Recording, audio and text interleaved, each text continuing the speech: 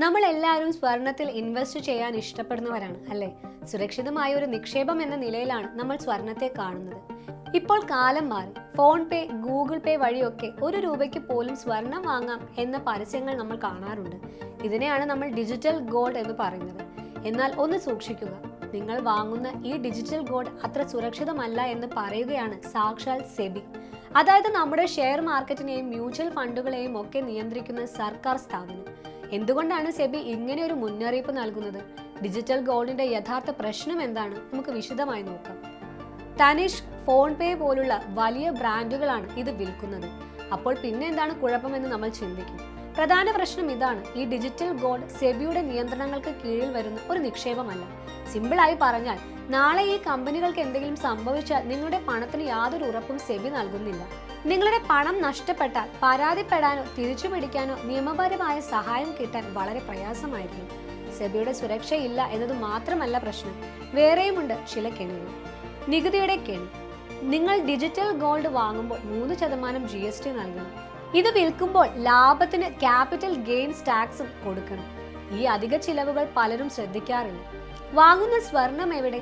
നിങ്ങൾ digital gold വാങ്ങുമ്പോൾ അതിന് തുല്യമായ യഥാർത്ഥ സ്വർണം കമ്പനി സുരക്ഷിതമായി സൂക്ഷിക്കുന്നുണ്ടെങ്കിലും അത് ഇൻഷുറൻസ് ഉണ്ടെന്നും നമ്മൾ വിശ്വസിക്കുകയാണ് ചെയ്യുന്നത്. അതിന് കൃത്യമായ ഒരു ഉറപ്പും സാധാരണക്കാരന് ലഭിക്കുന്നില്ല. അപ്പോൾ സ്വർണത്തിൽ ഡിജിറ്റലായി നിക്ഷേപിക്കാൻ പാടില്ലേ? തീർച്ചയായും പറ്റും. അതിന് സെബി അംഗീകരിച്ച പൂർണ്ണ സുരക്ഷ നൽകുന്ന വഴികളുണ്ട്. Gold ETF. ഷെയർ മാർക്കറ്റിൽ നിന്ന് സ്റ്റോക്കുകൾ വാങ്ങുന്നത് പോലെ അതേ പ്ലാറ്റ്ഫോം വഴി സ്വർണം വാങ്ങുന്ന രീതിയാണിത്. ഇത് പൂർണ്ണമായും സെബിയുടെ നിയന്ത്രണത്തിലാണ്. ഗോൾഡ് മ്യൂച്വൽ ഫണ്ടുകൾ. മ്യൂച്വൽ ഫണ്ടുകൾ വഴി സ്വർണത്തിൽ നിക്ഷേപിക്കുന്ന രീതിയാണിത്. ഇതും വളരെ സുരക്ഷിതമാണ്. Electronic gold receipts. ഇതും സ്റ്റോക്ക് മാർക്കറ്റ് വഴി സ്വർണത്തിൽ നിക്ഷേപിക്കാവുന്ന ഒരു പുതിയ മാർഗമാണ്.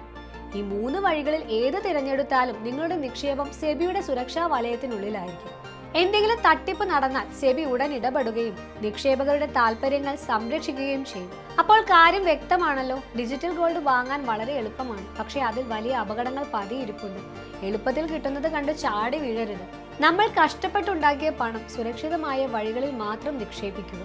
ഓർക്കുക, വിശ്വാസത്തേക്കാൾ വലുതാണ് നിയമപരമായ സുരക്ഷ. സ്വർണത്തിൽ നിക്ഷേപിക്കുന്നുണ്ടെങ്കിൽ സെബി അംഗീകരിച്ച ഗോൾഡ്, EFT, മ്യൂച്വൽ ഫണ്ടുകൾ പോലുള്ള മാർഗങ്ങൾ തിരഞ്ഞെടുക്കുക. ഈ വീഡിയോ നിങ്ങൾക്ക് ഉപകാരപ്പെട്ടെങ്കിൽ തീർച്ചയായും ലൈക്ക് ചെയ്യുക. നിങ്ങളുടെ കൂട്ടുകാർക്കും കുടുംബാംഗങ്ങൾക്കും ഈ വിലപ്പെട്ട വിവരം ഷെയർ ചെയ്ത് കൊടുക്കുക. നിങ്ങളുടെ സംശയങ്ങൾ കമന്റിൽ രേഖപ്പെടുത്തുക. അടുത്ത വീഡിയോയിൽ നമുക്ക് വീണ്ടും കാണാം. നന്ദി.